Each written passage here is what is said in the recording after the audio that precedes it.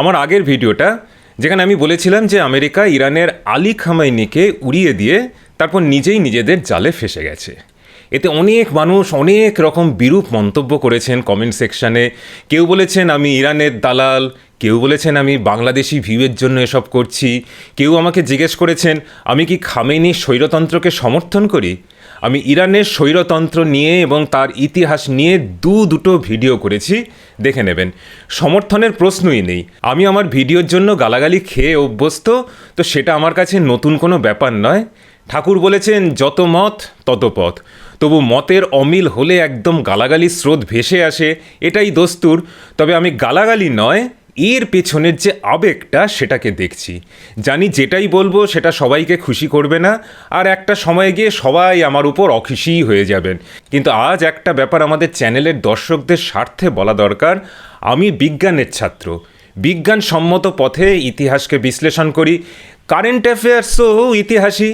কোনোটা একদিন আগে ঘটে যাওয়া ইতিহাস, আর কোনোটা 1000 বছর আগে ঘটে যাওয়া ইতিহাস। দুটোই ভবিষ্যতের জন্য গুরুত্বপূর্ণ। সেখানে আমি কাকে সমর্থন করি, আমি কি চাই, আমার দর্শক কি চায়, এগুলো সব গৌণ ব্যাপার। বিজ্ঞানীরা কিভাবে একটা থিওরি দেন, নিউটনের গতিসূত্র উনি দিয়েছিলেন, সেটা কি উনি ওরকম চেয়েছিলেন বলে? না, তাই তো। উনি সেটা অবজার্ভ করেছেন, তার ভিত্তিতে উনি একটা যুক্তি খাড়া করেছেন, যেটাকে আমরা থিওরি বলি। ইতিহাসের ক্ষেত্রেও তাই, কারেন্ট অ্যাফেয়ার্সের ক্ষেত্রেও তাই। যে প্রমাণগুলো পাওয়া যাচ্ছে তার ভিত্তিতে একটা ইতিহাস নথিবদ্ধ করতে হবে, কারেন্ট অ্যাফেয়ার্সকে পরিবেশন করতে হবে। আমরা সেটাই করি। কারোর ভালো না লাগলেও এর বাইরে আমরা কিন্তু যেতে পারবো না।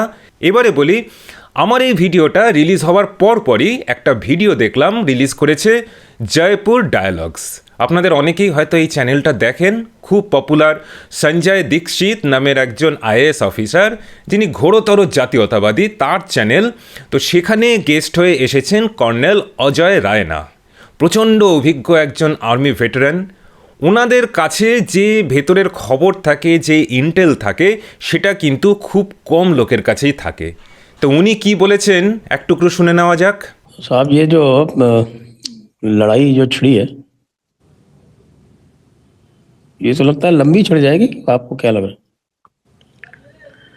सर मेरा तो सस्पेंड था कि अटैक नहीं करेगा यूएस, क्योंकि इस सामने एक ट्रैप था, पता नहीं उनको नजर नहीं आया, आंखें बंद कर ली, तो यहाँ इनको फंसना था, फंस गए हैं। और मेरा दूसरी ये भी असेसमेंट। তো কর্নেল সেখানে বলেছেন যে আমেরিকা একদম একটা ফাঁদে পড়ে গেছে, যেটা তারা বোঝেনি। কে ফাঁদ পেতেছিল? খামেনি নিজেই। মনে রাখবেন, খামেনি পরের দিকে কিন্তু আর বাংকারে থাকতেন না, নিজের বাড়িতেই থাকতেন। আজ ইরানে কোনো লিডার নেই, তবু তারা এরকম প্রত্যাঘাত করছে। এটা আমি নয়, ভারতের বড় বড় থিঙ্ক ট্যাঙ্ক যারা, তারা বলছেন, যারা জানেন যুদ্ধের স্ট্র্যাটেজি কী হয়, কিভাবে যুদ্ধ করতে হয়, এরা কিন্তু ভিউজ বাড়ানোর জন্য কথা বলেন না। আর এখনও কেউ বলেননি, আমি এই চ্যানেল থেকে বলে রাখছি, একদিন সকালে হঠাৎ শুনবেন ট্রাম্প বলল ইরানের সাথে সমস্ত কথাবার্তা হয়ে গেছে, ইরান রাজি হয়ে গেছে ওদের সমস্ত নিউক্লিয়ার প্রোগ্রাম বন্ধ করতে, বলে এর থেকে হঠাৎ করে বেরিয়ে আসবে। বা হয়তো বলবে যে ইরানের রেজিম চেঞ্জ করা আমাদের উদ্দেশ্য ছিল, সেই রেজিম চেঞ্জ হয়ে গেছে, সুতরাং আমেরিকার উদ্দেশ্য সফল, এই বলে বেরিয়ে আসবে। যেমন ভারতের বিরুদ্ধে প্রচুর লম্ফঝম্প করে পরে বলল যে হ্যাঁ, ট্রেড ডিল ফাইনাল হয়ে গেছে, ভারত রাশিয়া থেকে তেল কেনা বন্ধ করে দেবে। এদিকে সেরকমটা কিছুই হয়নি। এর আগে বলেছিল যে রাশিয়া ইউক্রেনের মধ্যেও ডিল ফাইনাল করে ফেলেছে। চারদিকে আমেরিকার হয়ে তো প্রোপাগান্ডা চলছে। কিন্তু এর মধ্যে এক এক করে দেখাবো আজ যে ট্রাম্পের ওপর কী পরিমাণ চাপ তৈরি হয়েছে এই ইরান আক্রমণ নিয়ে। দেখবেন ও একদিন হঠাৎ সব বন্ধ করবে, সাথে নিজে কিছু একটা কৃতিত্বও নেবে, ব্যাস, এর বেশি আর কিছু হবে না। এবারে উল্টো দিকে দেখুন খামেনির কাছে কি।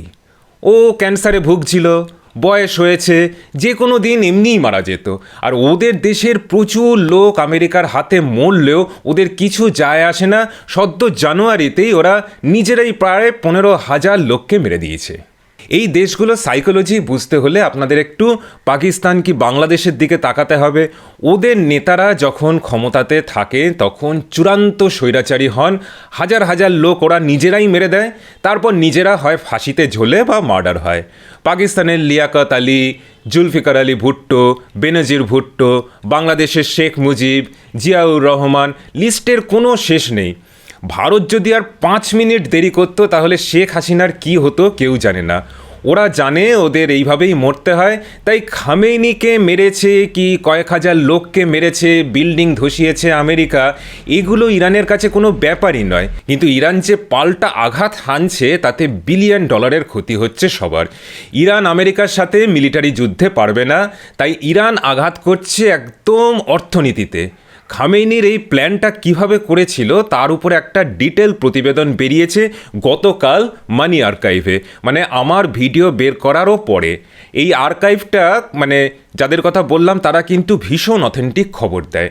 আমি গর্ব করে বলছি না, কিন্তু যারা মনে করেন যে আমাদের রিসার্চ টিমে সমস্ত মূর্খ লোকজন বসে আছে, সমস্ত দালালরা বসে আছে, তাদের বলি যে আমাদের চ্যানেলে যেটা একটু আগে বলে ফেলেছি আমরা, সেইগুলো কিন্তু এখন ন্যাশনাল কি ইন্টারন্যাশনাল লেভেলের লোকজন বলাবলি করছে। যে কর্নেল অজয় রায়নার কথা বললাম, উনি কি বলেছেন, শত্রুকে এমনভাবে কোণঠাসা করতে নেই যে সে তখন ভাববে যে আমি তো ডুবছি, তাহলে সবাইকে নিয়ে ডুববো। ইরান নিজে ডোবার আগে সেটাই করছে। ভারত অপারেশন সিঁদুরের সময় যেটা করেছে সেটা ভাবুন। পাকিস্তানের নাকে মুখে চুনকালি ঘষে দিয়েছে। পুরো পাকিস্তানের আকাশ একদম এক্সপোজড হয়ে গিয়েছিল, কিন্তু একদম চূড়ান্ত আঘাত কিন্তু করেনি ভারত। এরপর যদি পাকিস্তান আবার কিছু করে তখন শেষ দেখে ছাড়বে, এই ধমকিটা দিয়ে রেখেছে। খামেইনি যে ট্র্যাপটা পেতেছিল ট্রাম্পের জন্য, পাকিস্তান ভারতের জন্য সেই ট্র্যাপটা পেতেছিল, ভারত কিন্তু বোকামি করেনি। আর তার জন্যই মনে রাখবেন যে ভারতের আকাশ কিন্তু আজকে সুরক্ষিত হয়ে আছে। আজকে সারা পৃথিবীতে দেখুন, যাদের পরিচিতরা ওই পশ্চিম এশিয়াতে রয়েছেন তাদেরকে জিজ্ঞেস করুন যে তারা জানে না কখন আকাশ থেকে কি এসে পড়বে। আর এখানে আমরা বসে আমাদের আইসিসি ওয়ার্ল্ড কাপে কী হবে সেগুলো নিয়ে ভাবছি, এসআইআরে কতজনের নাম কাটা গেল সেগুলো নিয়ে ভাবছি, কি নিউ টাউনে জৈন মন্দির কেন হবে, দুর্গা মন্দির কেন হবে, এই সমস্ত নিয়ে আমরা আলোচনা করছি। মানে আমাদের প্রবলেমগুলো আর ওদের প্রবলেমগুলো পুরো আলাদা। সেগুলো কেন? কারণ আমাদের যে নেতৃত্ব রয়েছে দেশে, আর আমেরিকা সহ যে বিভিন্ন দেশগুলোর নেতৃত্ব রয়েছে তার কিন্তু অনেক পার্থক্য। সোজা কথাতে কর্নেল বলেছেন যে আমেরিকা যা করেছে একটা স্টুপিডিটি। আমি হয়তো এতটা ডাইরেক্টলি বলিনি, তবে প্রায় একই সময় একই রকম অ্যাসেসমেন্ট আমরা পেশ করেছি আমাদের চ্যানেলে। আর একজন কর্নেল তার সমস্ত এক্সপিরিয়েন্স একত্রিত করে সেই একই কথা কিন্তু বলেছেন একটা জাতীয়তাবাদী চ্যানেলে। উনি ওনার মতো করে আর আমরা আমাদের মতো করে পেশ করেছি। আপনাদের ওনার ভিডিওটা দেখতে কিন্তু অনুরোধ করব, একদম আমার কথাগুলোই আলোচনা করেছেন উনি। আমি 16 মিনিটে বলেছি, একদম 10টা বুলেট পয়েন্টে উনি সেটা 1.5 ঘন্টা ধরে বলেছেন। উনি অনেক নিজের এক্সপিরিয়েন্স শেয়ার করেছেন, তাতে ওনার প্রতিবেদনটা অনেকটা বড় হয়েছে। তাই যারা আমাদেরকে বলছেন যে আমাদের চ্যানেলটা ভারতবাদী জাতীয়তাবাদী হয়েও আমরা কেন উল্টো গান গাইছি, তাহলে এনাদের মতো অভিজ্ঞ নমস্য মানুষ এদেরকে কি বলবেন? এনারাও দালাল। আর একটা জিনিস বুঝি না, জাতীয়তাবাদী হলে আমেরিকাকে সমর্থন করতে হবে কে বলল? সিএনএনের রিপোর্ট দেখুন কি বলছে, America is in total mess. ওদের নিউজ পেপার ওদের দেশের সেন্টিমেন্টকেই তো ছাপাবে, তাই না? আমেরিকা ইরানকে ধ্বংসস্তূপ বানাবে সেটা নিয়ে কোনো সন্দেহ নেই, কিন্তু পুরোপুরি সামলাতে পারবে কি না সেটা নিয়ে কিন্তু অনেক কনফিউশন আছে। দেখুন, আমেরিকা ইরানের থেকে অনেক বেশি শক্তিশালী, ইরানের অনেক ক্ষতি হবে, কিন্তু ওরা জানে যে ওরা প্রত্যাঘাত না করলেও ওরা মরবে, তাহলে ওরা সর্বশক্তি দিয়ে প্রত্যাঘাত করবে। সেটার যে ফল, তার জন্য কিন্তু পশ্চিম এশিয়াতে সম্পূর্ণ ক্যাওস তৈরি হবে, যেটা ইউরোপ পর্যন্ত ছড়িয়ে যাচ্ছে। দেখুন কার্নেগির রিপোর্ট কি বলছে, গালফ কান্ট্রির লোকজন কি বলছে সেটাও দেখুন। ইরানের ফাতাহ 2 মিসাইলের ব্যাপারে একটুখানি গুগল করে দেখুন। আজকের দিনে এমন কোনো ইন্টারসেপ্টার নেই যেটা এই মিসাইলকে আটকাতে পারে। সমস্ত লিঙ্ক নিচে দিয়ে দেব। সমস্ত পৃথিবীর খবর ভিউ পয়েন্টস দেখে ভ্যালিডেট করে তবে আমাদের প্রতিবেদন হয়, সেটা সবসময় দর্শকদের মন মতো হবে না। আপনারা বলেছেন যে ইরান একটা চূড়ান্ত ইসলামিক দেশ, নারী বিদ্বেষী, এই দেশটাকে ধ্বংস করে আমেরিকা খুব মহান কাজ করছে। আপনাদের বলি, এই মুহূর্তে কিন্তু আরও একটা যুদ্ধ চলছে, সেটা হলো পাকিস্তান ভার্সেস আফগানিস্তান। আফগানিস্তান ওদের নূর খান এয়ার বেসটাকে অ্যাটাক করেছে, মানে পাকিস্তানের নূর খান এয়ার বেসকে অ্যাটাক করেছে, সেটা বোধহয় জানেন। বলুন আপনারা কার পক্ষে? আফগানিস্তান তো খুবই কট্টর ইসলামিক দেশ, মেয়েদের একইভাবে শরিয়া আইন দিয়ে দমিয়ে রাখা হয়। এক সময় আফগানিস্তানের তালিবানরা ভারতে জঙ্গি হানা করেছে, কান্দাহার ঘটনার কথা আমরা সবাই জানি। এরপর বলুন, আজকের দিনে দাঁড়িয়ে আপনারা বলবেন যে আফগানিস্তান পাকিস্তানের কাছে হারুক? কিছুদিন আগে তালিবানের বিদেশ মন্ত্রী ভারতে এসেছিল, তখন কিছু বিরোধী এই প্রশ্নটা তুলেছিল। বিদেশ নীতি আপনার আমার ইচ্ছের উপর চলে না, আর সেটা এক জায়গাতে সারা জীবন দাঁড়িয়েও থাকে না। খামেনি অথবা তালিবানরা কাশ্মীর নিয়ে আগে কি বলেছে বা করেছে সেটা গৌণ। আমরাও ইরাক ইরান যুদ্ধের সময় ইরাককে সমর্থন দিয়েছি, কিন্তু সেগুলো অতীত। ইতিহাসকে জানতে হবে, কিন্তু তার মানে এই নয় যে অতীতে পড়ে থাকতে হবে। আজকের সমীকরণ কি সেটা আসল। আরও একটা ব্যাপার বলি, ইরান আজকে পশ্চিম এশিয়াতে মিসাইল ছুড়ছে, কারণ কি? আমেরিকার বেসগুলো ওখানে আছে বলে। এবার আমেরিকা যদি পাকিস্তানের মিলিটারি বেস ইউজ করে ইরানের ওপর আক্রমণ করে, তখন ইরান যদি পাকিস্তানে মিসাইল হানা দেয়, তখন আপনি কোন দিককে সমর্থন করবেন? পাকিস্তান নিউক্লিয়ার কান্ট্রি এটা জেনেও আফগানিস্তান যদি আক্রমণ করতে পারে, তাহলে ইরানও করতে পারে। আমেরিকা যেহেতু পাকিস্তানের পক্ষে আর উল্টো দিকে একটা কট্টর ইসলামিক দেশ, তাহলে তখনও বলবেন যে ইরান হারুক কি আফগানিস্তান হারুক আর পাকিস্তান জিতুক। এবার বুঝতে পারছেন? তাহলে আগের দিনের ভিডিওটা আরেকবার চালিয়ে শুনুন দয়া করে, এবার বুঝতে পারবেন যে আমরা কি বলতে চাইছিলাম। আবার বলছি যে জিও পলিটিক্স অত্যন্ত জটিল, ওটা ব্রেকিং নিউজের বাইরে অনেক গভীর। আর তাই ভারত আফগানিস্তানে হাসপাতাল বানাচ্ছে, ইরানে বন্দর বানাচ্ছে। সৌদি বা ইউএই এক সময় টেরর ফান্ডিং করেছে, আজকে তারা কি বলছে? মোদিজি হলো ওদের ব্রাদার। মোদিজি লাস্ট 2 মাসে কতগুলো মুসলিম দেশ ঘুরতে গেছেন তার কোনো হিসেব আছে? এটা তো মানবেন যে ভারতের আজকের দিনে যারা ওপরে বসে সমস্ত সিদ্ধান্ত নিচ্ছেন তারা এলেবেলে লোক নন।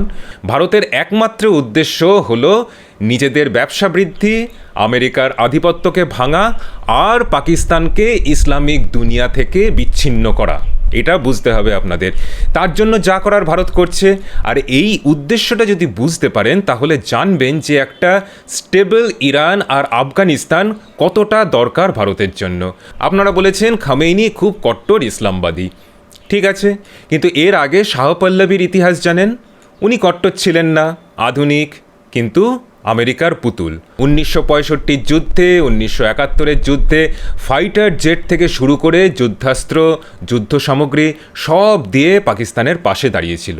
সুতরাং এটা ভাববেন না যে খামেনি চলে যেতে একেবারে পাপ চুকলো। এখানে আবেগ চলে না। আমাদের চ্যানেলেও একদম বাস্তব তথ্যগুলো শুধু পেশ করে। আমি যখন বলি যে মুঘলরা ভারতে চূড়ান্ত অত্যাচার করেছে, তখন কেউ বলেন আমি বিজেপির দালাল। যখন আমি বলি যে আমেরিকা পাকিস্তানকে ব্যবহার করছে ভারতের বিরুদ্ধে, তখন কেউ কেউ বলেন আমি কমিউনিস্ট। যখন বলি যে শেখ মুজিব একজন হিন্দু বিদ্বেষী, তখন কেউ বলেন আমি জামাতের দালাল। কিন্তু কি করব বলুন? সত্যির কখনো একটা অভিমুখ তো হয় না। বিশেষ করে বিশ্ব রাজনীতির জায়গাটা এমন কমপ্লেক্স, সেখানে আপনি আমি কি চাইছি সেটা গৌণ। এটা ওই মমতা শুভেন্দুর দৈনিক কথা কাটাকাটির ব্যাপার নয়। একটা বিশাল দীর্ঘমেয়াদী স্ট্র্যাটেজি থাকে এর পেছনে। যারা উপরতলাতে বসে আছেন তারা জানেন যে কি করতে হয়, আর সেই উপরতলার লোকজন কি বলছে, কি ভাবছে, সেটাই আমরা চাই আপনাদের সামনে এনে দেবার। ভিউজ বাড়াতে হলে কি করতে হয় জানি, কিন্তু সেটা আমরা করব না। আপনি যদি শুধু আপনার মনের মতো খবর পেতে চান, মনের মতো কথা শুনতে চান, তাহলে সবসময় যে আপনাদের খুশি করতে পারবো এটা আমরা কথা দিতে পারছি না। খুব অল্প সংখ্যক লোক জানি যারা 200% অথেন্টিক ইনফরমেশন আর সায়েন্টিফিক অ্যানালিসিস চান। আমরা তাদেরকে হয়তো শুধু খুশি রাখতে পারবো। আপনাদের অনেকেই বলেছেন যে আমেরিকা ইরানকে নাকি 4টে ভাগে ভাগ করবে। আপনারা কোথা থেকে এটা শুনেছেন জানি না, হয়তো সিআইএরা কুর্দের সাথে কথা বলছে, এটা দেখে আপনারা হয়তো সেটার থেকে ভাবছেন। আপনাদের স্ক্রিনের ওপর দেখাচ্ছি, দেখতে পাচ্ছেন? আমেরিকার গভর্নমেন্টের সাইটে এটা বেরিয়েছে, যে কোনো হাবিজাবি জায়গাতে নয়। আমেরিকার বিদেশমন্ত্রী মার্কো রুবিও তার সাংবাদিক সম্মেলনে কি বলেছেন, একদম এক্স্যাক্ট ওয়ার্ডে সেটা লেখা আছে। ইরানের মাসে 100টা মিসাইল তৈরির ক্ষমতা আছে। নোট করুন, ইরানের মাসে 100টা মিসাইল তৈরির ক্ষমতা আছে, সেখানে আমেরিকার রয়েছে মাত্র 6টা ইন্টারসেপ্টর বানানোর। তাই ওরা ইউরোপকে গালফ কান্ট্রিগুলোকে যুদ্ধে আনতে চাইছে, কিন্তু তারা কিন্তু আসতে চাইছে না। তিনি স্বীকার করে নিয়েছেন যে ইরান এয়ারপোর্ট অ্যাটাক করছে, হোটেল অ্যাটাক করছে, মিলিটারি বেস, এমব্যাসি, যেটা ওরা ভাবতে পারেনি। আর এই সামরিক শক্তি ইরান কখন বানিয়েছে? 47 বছরের স্যাংশনের মধ্যে থেকে কিন্তু ওরা এটা বানিয়েছে। তাকে যখন প্রশ্ন করা হয় যে ইরানের এখন যে পাওয়ার ভ্যাকুয়াম সেটার ব্যাপারে আমেরিকার কী প্ল্যান, কোনো উত্তর কিন্তু দিতে পারেনি। তাহলে আমি আগের দিন যা বলেছি, ভুল কি বলেছি? ইরানকে 4 টুকরো করাতে দূর, আমেরিকার কোনো প্ল্যানই নেই খোমেনিকে মারার পর এখন কি করবে। আর এটা শুধু আমি বলছি না, দেখুন রয়টার্স কি বলছে। ট্রাম্প আর রুবিও দুজনের কথার কোনো সামঞ্জস্য নেই। শুধু আমি নয়, নিউ ইয়র্ক টাইমস থেকে শুরু করে ইউকের গার্ডিয়ান, সমস্ত বিদেশ মিডিয়া ট্রাম্পের এই পদক্ষেপকে প্রশ্ন করছে। যেটা আমি কাল বলেছি, ট্রাম্পের কোনো জনসমর্থন নেই। প্রথম 24 ঘন্টাতে 700 বিলিয়ন খরচ করে ফেলেছে আমেরিকা। ইরানের একটা $20,000 ড্রোনকে ইন্টারসেপ্ট করতে আমেরিকার $1 মিলিয়ন ইন্টারসেপ্টার মিসাইল লাগে। সেটাও নর্মালি 3টে কি 4টে ইন্টারসেপ্টার মিসাইল লাগে একটা ড্রোন মিসাইলকে নামাতে। আর্মি স্ট্র্যাটেজিস্টরা এটাকে বলেন যে মিসাইল ম্যাথস। এবার বলুন আমেরিকার ক্ষতিটা কোন দিক থেকে হচ্ছে বুঝতে পারছেন?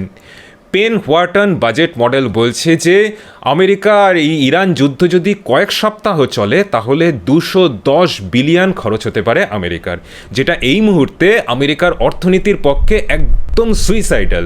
ওয়াল স্ট্রিট জার্নালও এই ব্যাপারে সতর্ক করেছে। ট্রাম্পের যদি সত্যি কোনো প্ল্যান থাকতো তাহলে ওরা ইরানের লোকজনকে বলতো না যে এগিয়ে আসুন, ইরানের রেজিমকে উপড়ে ফেলুন। এই সব লোকে কখন বলে? ওই কিছুদিন আগে যখন ভারতের সাথে আমেরিকার ট্রেড ডিল নিয়ে টানাপোড়েন চলছিল, তখন ওদের দেশের পিটার নেভারো কি বলেছিল? মোদি নাকি ব্রাহ্মণদের হয়ে কাজ করছে। দেশের লোককে বলেছিল যে মোদির বিরুদ্ধে রুখে দাঁড়াতে। এগুলো কারা বলে, কখন বলে, সেটা বলে দিতে হবে। আর কারা একে গুরুত্ব দেয়? বরং ওরা যে বুঝেছে যে সোজা পথে যেটা চাইছে সেটা ওরা করতে পারবে না।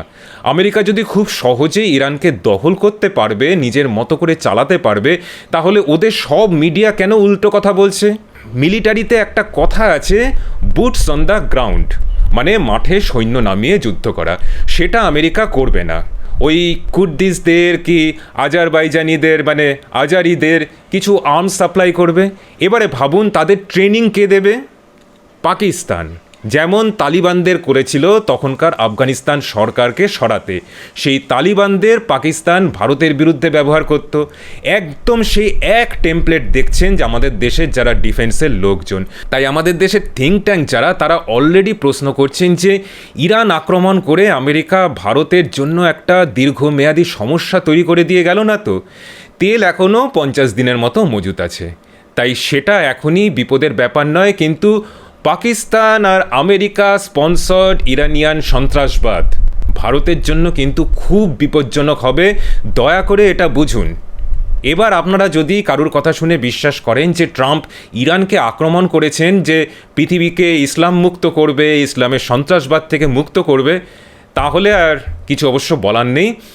অপরদিকে পাকিস্তানের কাছে নিউক্লিয়ার বোমা আছে, পাকিস্তান সন্ত্রাসবাদের আতুরঘর, সেখানে পাকিস্তানের ফিল্ড মার্শালকে জড়িয়ে ধরছে ট্রাম্প। আজ যদি আমেরিকা ইরানকে 4টে ভাগে ভাগ করে নিজেদের লোক বসায়, তাহলে তাদের লোকাল গার্ডিয়ান কে হবে? ভেবে বলুন, তালিবানদের সময় কারা অভিভাবক ছিল? উত্তরটা হলো পাকিস্তান। বাকিটা নিশ্চয়ই বলার অপেক্ষা রাখে না। এর আগে সাদ্দাম হোসেন যতই জঘন্য লোক হোক না কেন, ভারতের সঙ্গে কিন্তু বন্ধুত্বপূর্ণ সম্পর্ক ছিল। আমেরিকা সাদ্দামকে শেষ করে ইরাক থেকে যখন বেরিয়েছে, আইএসআইএস তৈরি করে বেরিয়েছে, সেই আইএসআইএস আমাদের কত আক্রমণ করেছে সেটা কি আমরা ভুলে গেছি? আমেরিকা আজ পর্যন্ত কোনো সন্ত্রাসবাদ খতম করেনি, বরং ওদের জন্য আরও সন্ত্রাসবাদী তৈরি হয়েছে। আজকের ভারতের ডিফেন্সের লোকজন বলছে যে ইরান যদি ভেঙে যায় তাহলে সেটা ভারতের জন্য একদম দুঃস্বপ্ন হবে। আমেরিকার জয় হলে আর ইরানের পতন হলে যে ভাবছেন যে পৃথিবী সন্ত্রাসবাদ মুক্ত হবে, এটা একটা অলীক কল্পনা। ইংলিশে একটা কথা আছে, স্মেল দ্য কফি, অর্থাৎ যারা জেগে স্বপ্ন দেখছেন তাদেরকে বাস্তবের দিকে তাকাতে বলার জন্য এই কথাটা ব্যবহার হয়। তো বাস্তব জানুন, ইতিহাস জানুন, এক্সপার্টরা বিভিন্ন চ্যানেলে গিয়ে কি বলছেন সেগুলো শুনুন, তাহলে বুঝবেন যে আমি আগের দিন ভিডিওটা কেন বানিয়েছি। খামেইনি স্বৈরতন্ত্রী, নির্মম, কট্টর ইসলামিক, সেটা নিয়ে কোনো সন্দেহ নেই, কিন্তু সেটাও যেমন সত্যি, ওকে মেরে ফেলে তারপর আমেরিকা যখন আর সামলাতে পারছে না, নিজেরাই স্বীকার করছে, এতে সারা দুনিয়ার আরও বেশি ক্ষতি হবে, কারণ ইরান আরও কট্টর হবে, যার জন্য ভারতকে ভুগতে হবে। এটাও কিন্তু সত্যি। ইরান হিজবুল্লাহ, হামাস এই সমস্ত জঙ্গি সংগঠন তৈরি করেছে ঠিকই, কিন্তু সেটা তো ইসরায়েলের বিরুদ্ধে ব্যবহারের জন্য। ওদের বিশ্বাস যে ইহুদিরা শেষ না হলে কেয়ামত আসবে না, ইত্যাদি ইত্যাদি। ইরান এই মুহূর্তে ভারতের বিরুদ্ধে নয়, তো ইসরায়েল ইরানকে আক্রমণ করেছে, একদম যুক্তিযুক্ত, সেটা করা উচিত। কিন্তু আমেরিকার এত ডাইরেক্ট অ্যাকশনে নামার কী দরকার? পিছন থেকে সাপোর্ট দিয়ে যাওয়া যেত। চীন যেমন পাকিস্তানকে দেয় ভারতের বিরুদ্ধে। আজ পাকিস্তান আর ভারতের যদি যুদ্ধ লাগে, ইসরায়েল ভারতের পাশে থাকবে না, কারণ আমেরিকা পাকিস্তানের অন্ধ সমর্থক। কিন্তু ইসরায়েল কিন্তু ভারতকে পেছন থেকে সাহায্য করবে। এই যুদ্ধে আমেরিকা সামনে কেন আসলো এটা প্রত্যেকে বলছে, কারণ পলিটিক্যালি ট্রাম্প চারদিক থেকে কোণঠাসা। ওকে একটু ক্রেডিট নিতে হবে। এই আজকেই সুপ্রিম কোর্ট রায় দিয়েছে ওকে কত $270 বিলিয়ন না কত ফেরত দিতে হবে ওদের বিভিন্ন কোম্পানিকে, ওই যেগুলো ও ট্যারিফে কালেক্ট করেছিল। তো ওকে একটু ক্রেডিট নিতেই হবে। ওর মধ্যে তো এই আমি ব্যাপারটা প্রচণ্ড প্রবল। এখানেও খোমেনিকে ও মেরেছে, এই ক্রেডিটটা না নিয়েও থাকতে পারছে না। এবার সেটা করতে গিয়ে ওরা পুরো পশ্চিম এশিয়াকে জড়িয়ে ফেললো। সৌদি বলছে যে এতদিন ওরা আমেরিকাকে টাকা দিয়েছে যাতে সৌদির গায়ে একটা আঁচড় পর্যন্ত না লাগে, সেই সিকিউরিটি দিতে কিন্তু ব্যর্থ আমেরিকা। আপনারা জানেন যে সৌদি আর ইরানের ঠান্ডা লড়াই চলছে বহুদিন ধরে। ইরান নিজেদের প্রতিরক্ষা ব্যবস্থা নিজেরাই বানিয়েছে, আর সৌদি সেটা আমেরিকাকে আউটসোর্স করে দিয়েছে, সব ওদের থেকে কেনে। ইরানও যদি আজকে আমেরিকার থেকে সমস্ত কিছু কিনতো, তাহলে ট্রাম্প কিন্তু এই খোমেনিকেই বলতো যে গ্রেট লিডার, যেমন আসিম মুনিরকে বলে। তাই বলছি, ইতিহাসটা ভালো করে জানুন। ভারতের সাথে সাথে জড়িয়ে আছে যেই সমস্ত দেশের ভবিষ্যৎ, সেই সমস্ত দেশগুলোর ইতিহাস খুঁটিনাটিভাবে জানা খুব দরকার। আর আজকে সোশ্যাল মিডিয়ার যুগে খুব প্রবলেম যেটা, যে ভালো খারাপ সবই রয়েছে, একটা হলো ভুল তথ্য, ভুল অ্যানালিসিস, সমস্ত ঠিকগুলোর থেকে আলাদা করা যায় না। কোনো জায়গায় কিছু শুনলে বা দেখলে সেটা সঙ্গে সঙ্গে ভেরিফাই করুন, খবরের সোর্স কি সেটা দেখুন, তারা কতটা রিলায়েবল সেটা জাজ করুন। আপনাদের মতামতের সঙ্গে মিলছে না বলে একদম কাউকে ছুঁড়ে ফেলে দেবেন না। ব্যাস, এর বেশি আর কি বলবো, আর কিছু বলার নেই। আশা করি হয়তো দেখা হবে পরের প্রতিবেদনে, যদি না হয় শুভেচ্ছা রইল, ভালো থাকবেন।